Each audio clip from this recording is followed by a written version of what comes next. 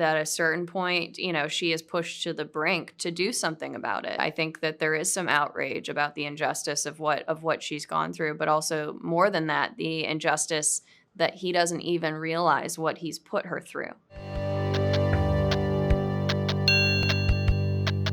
I've watched the movie 2 times already, and I always appreciated Emily's rage. Of course, there's a lot of things happening in the film, but feminine rage, and because we have so many female characters, that they sit beside a window and they cry, and I just wanted to know what were your thoughts in the directing process, in terms of how Emily was gonna react and respond to what's been done to her. This is a woman who's trying to hold on to a relationship at the same time trying to hold on to her job, and I think that's a struggle that so many women can, I think, relate to.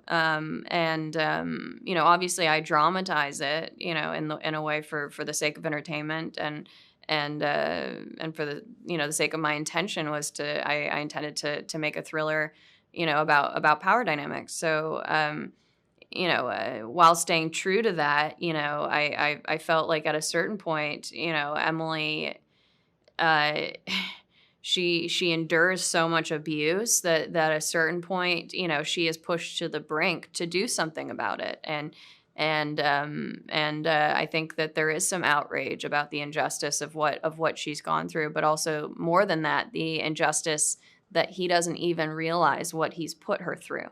And I think that is what triggers, her to lash out in that final scene. But for me, like that scene was never intended to be like a moment of female revenge. It's not about revenge. It's just about holding a man accountable.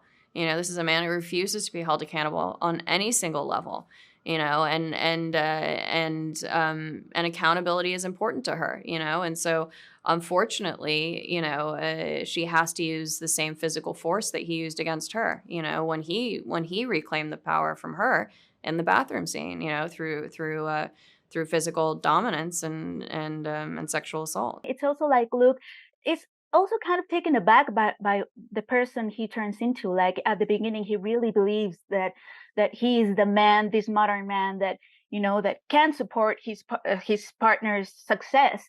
So, do you think this is part of what we're living today? Like in these contradictions, like we all want to be feminists, of course, but there's this hidden parts of us. I don't know what you think about this. No, and that's exactly what I wanted him to represent on screen, that this is a man who, on the one hand, adores Emily for her success. He adores her because she's talented, He adores her because of her strengths.